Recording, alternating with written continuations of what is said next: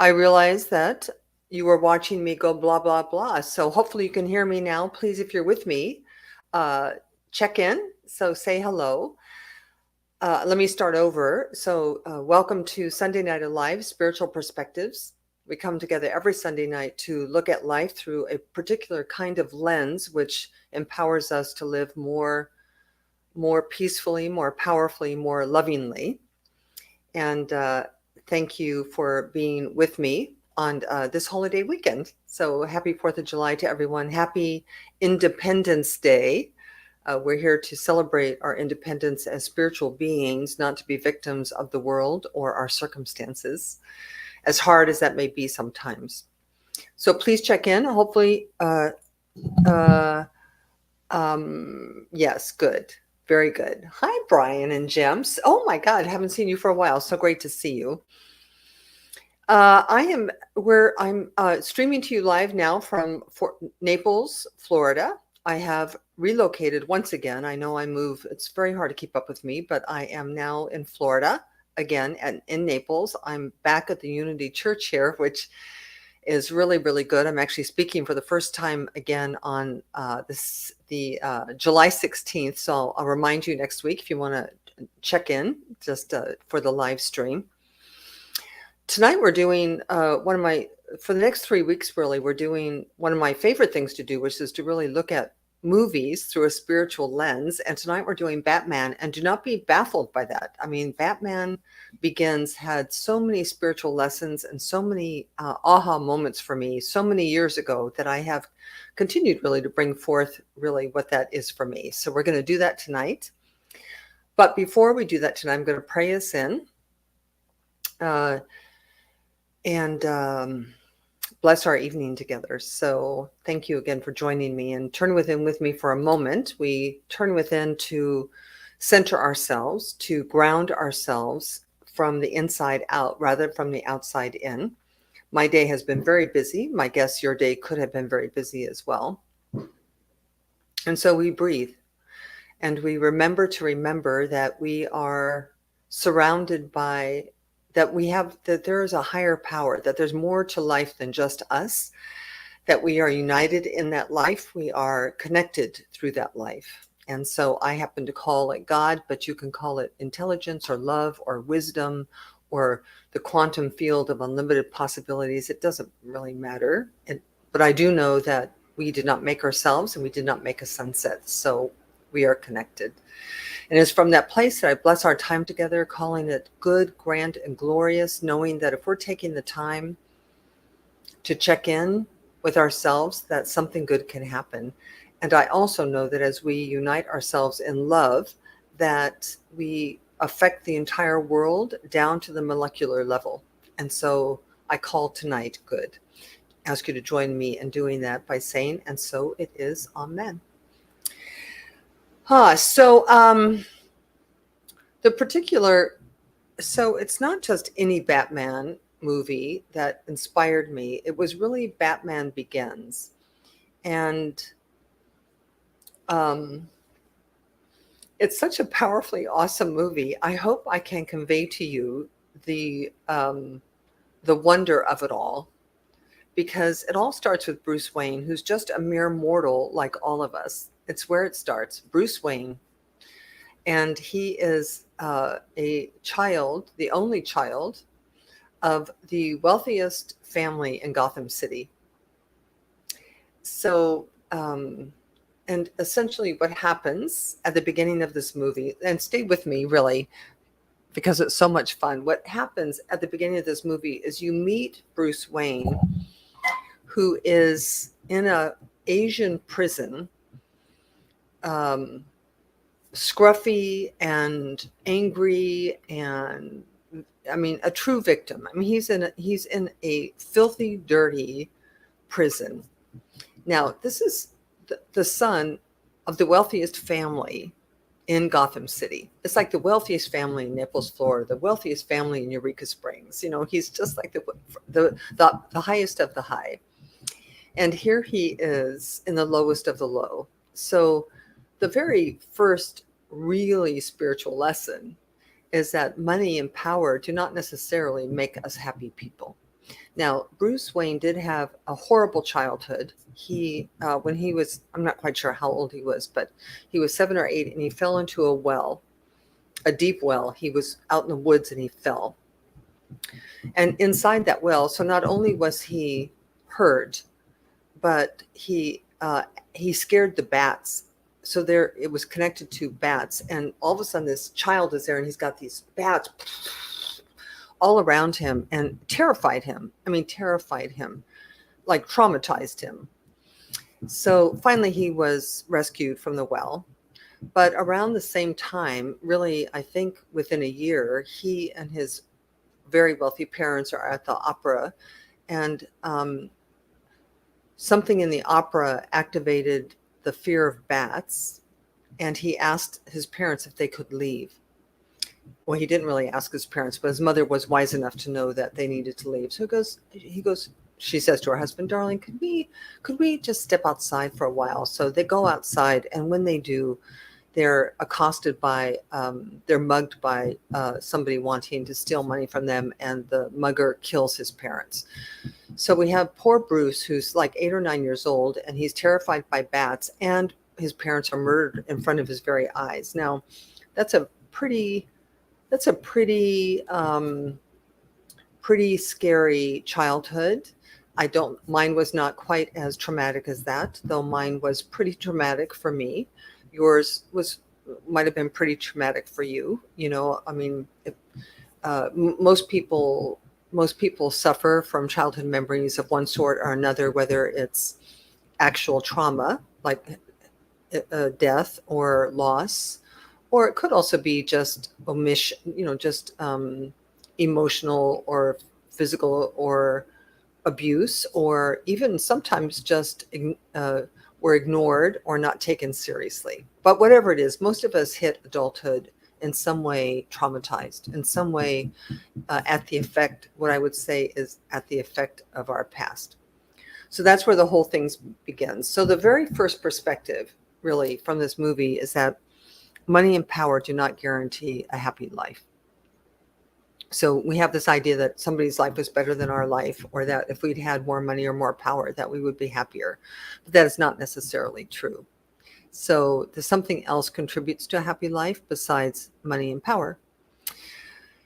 So Bruce Wayne, while in this terrible Asian prison, is offered a way out by the most incredibly handsome Liam Neeson, who is the leader of the League of Shadows, which is an organization, worldwide organization that is dedicated to ridding the world of corruption. So I don't know why Liam Neeson shows up there, but he shows up and he offers to get Bruce Wayne out of prison, and he offers to give him an outlet for his rage. And he does. He gets him out, and he teaches him how to be a ruthless avenger of criminals and the corrupt. Now, this is a very interesting spiritual perspective, because he really teaches him to be a killer and to be fearless. And he also helps him get over his fear. So Bruce Wayne gets really strong. He gets really powerful. And at some moment in this movie, Liam Neeson brings him a criminal and tests him by wanting him to kill him in front of him. And Bruce Wayne chooses, at that moment, he chooses love over hate. And he chooses the spirit over the ego. And he says, "I will not be a killer. I will not." And he proceeds to depart ways with this leader of the League of Shadows. He chooses love. Now, I love this as a spiritual perspective, because we also, at some moment, have to choose something different than revenge. That we hold so much anger and so much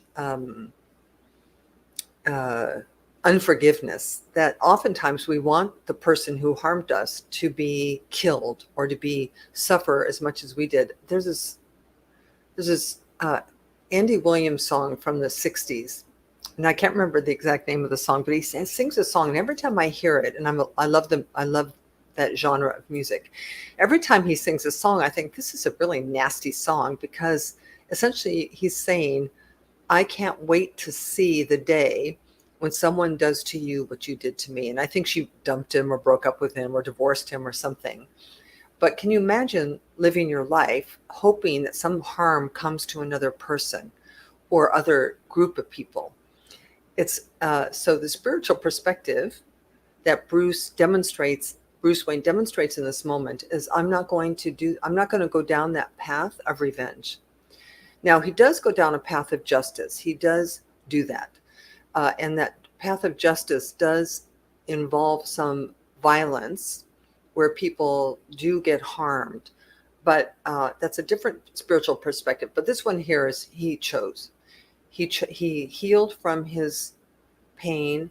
He was given the opportunity to go out and take revenge on the entire world, and he chose not to. Now, when so part of what Liam Neeson's organization, this League of Shadows, wanted to do was to destroy Gotham. Their thing was that Gotham was beyond redemption. It was a corrupt city. It was full of crime and mob lords, and what they want to do is annihilate it from the face of the earth. So Bruce Wayne left. He actually left. He got his way out of prison. He broke away from the League of Shadows. Every people there were killed, except he saved Liam Neeson's life. So he leaves, goes back to Gotham, and Liam Neeson is alive somewhere. Now, when he gets back to home, he goes back to his mansion, because remember, they were the wealthiest family in Gotham City. They go back to the mansion, and his caretaker there is Michael. Oh dear God, Michael. Well, it doesn't matter. His caretaker, all of his childhood is still there, welcomes him home. But Bruce Wayne understands that he cannot do good in Gotham as Bruce Wayne, because he's the son of the wealthiest family that was killed. His empire is still there, and he realizes that he needs a persona, right? So he needs to not show up as Bruce Wayne in order to do the good he wants to do there. Now, there's actually a couple spiritual lessons in this one. There's a story in the Bible, and you don't have to be a Bible person or a believer in the story of Jesus or anything in order for this to make sense within the context of what I'm talking about. In the story of the resurrection, when they killed Jesus, they put him in a tomb. And then there is this story where he came out of the tomb.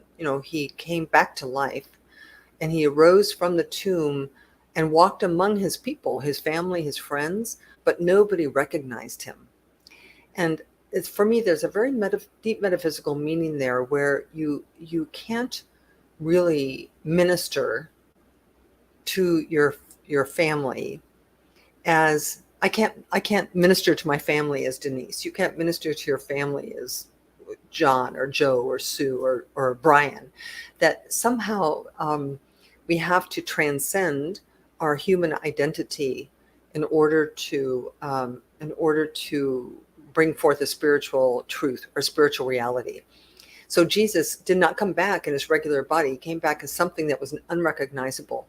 And by the way, on a very practical level, for those of us who are growing spiritually, I remember when I was decided to become a minister, and my mother was like, "Are you friggin' kidding me? You're going to be a minister? I know you, right? I know who you are. What, you're all going to get all spiritual on us now?" It was almost impossible for me to actually to be that in my family environment. So Batman, and by the way, this particular spiritual perspective, number 3, is was so amazing to me, because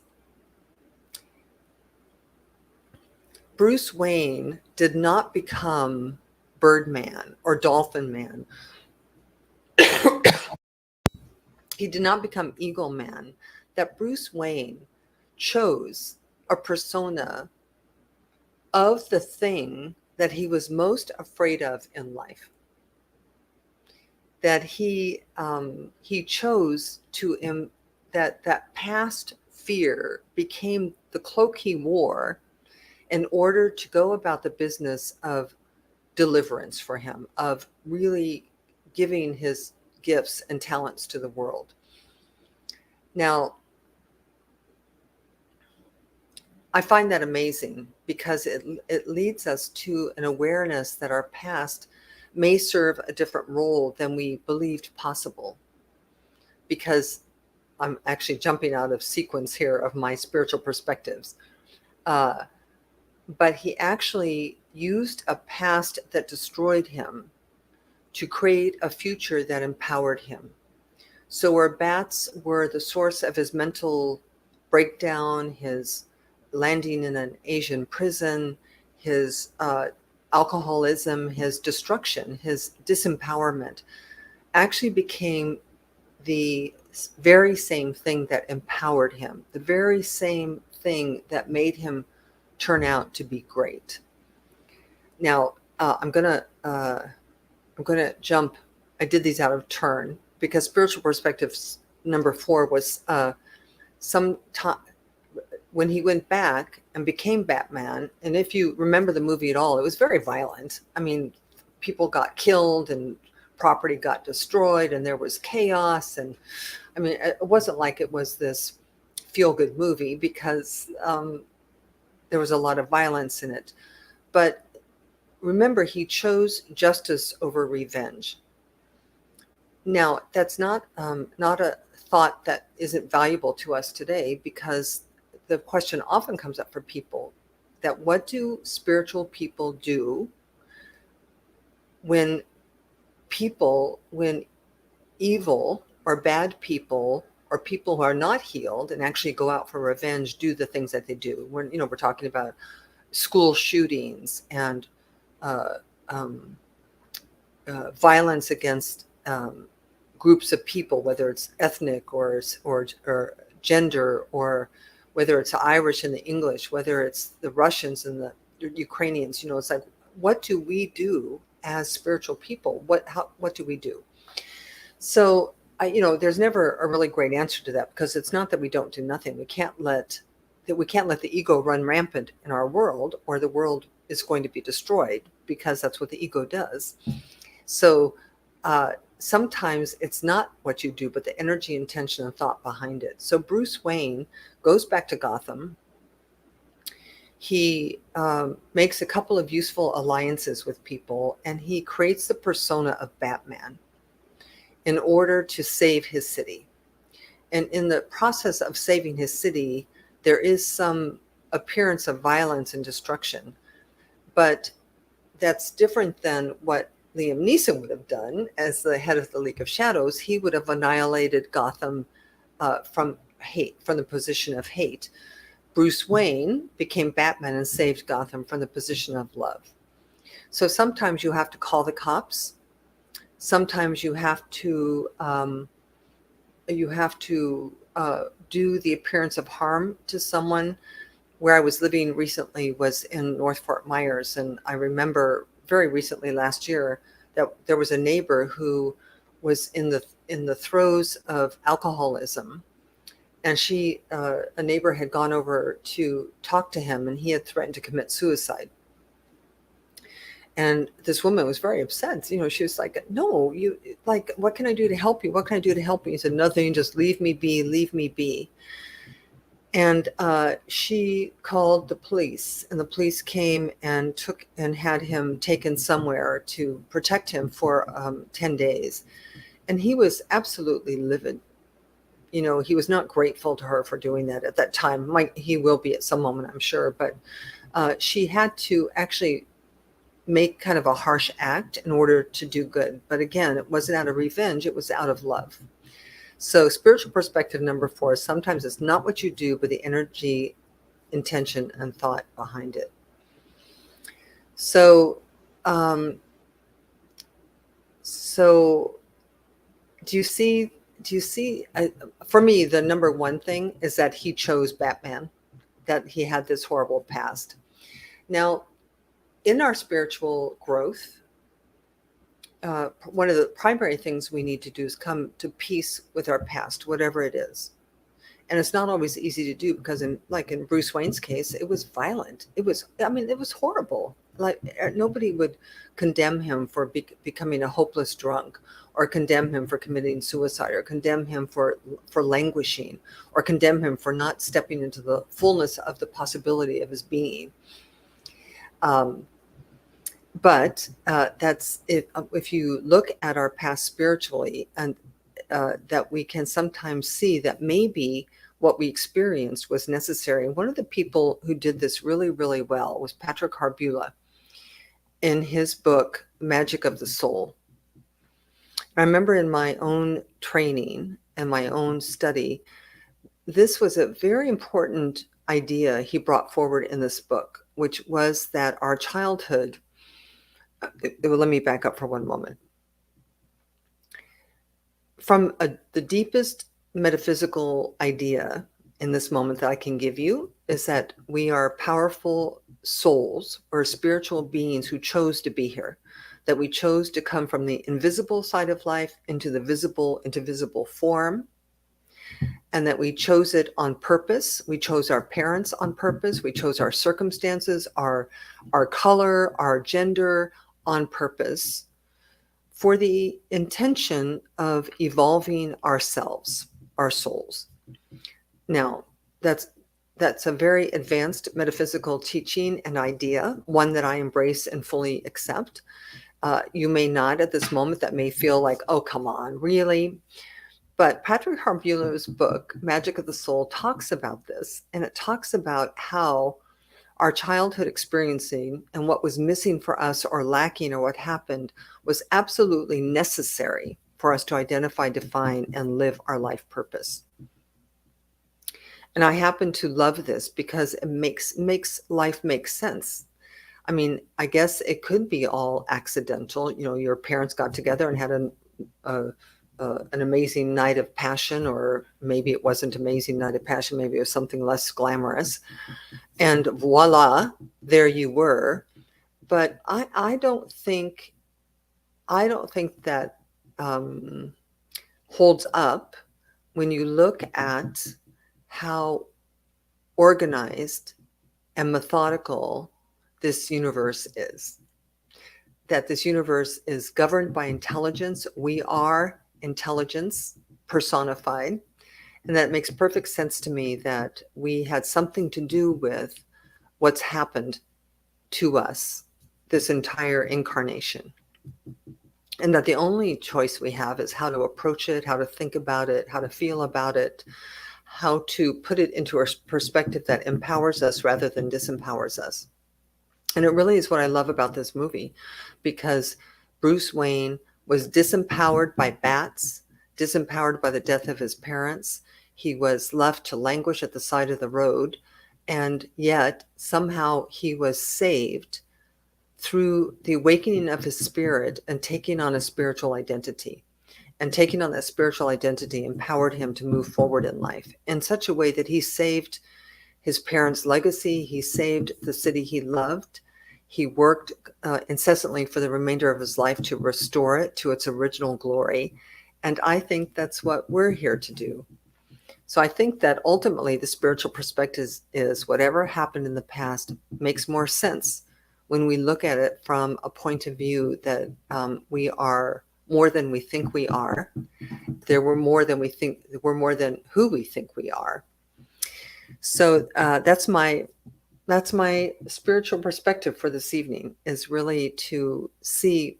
Now, it's important because I don't know that we can make much progress in life, spiritually speaking, if we are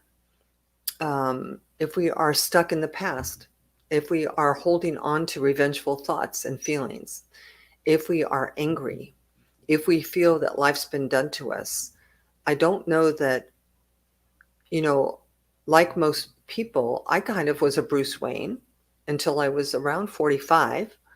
I felt a little victimized by my alcoholic upbringing, you know, my uh, stepfather, my parents' divorce. I'm not sure that I felt powerful and ready to do this work, to be in front of people here, just talking and yakking. I mean, that's kind of something new.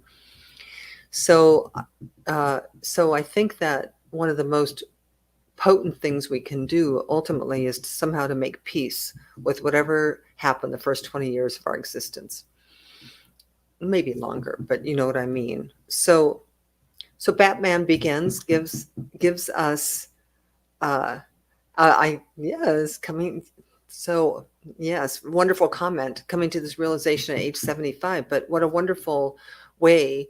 I mean, if we could all be in our deathbed at peace with this incarnation, to say, oh my God, it was one holy ride. It was a roller coaster of a ride.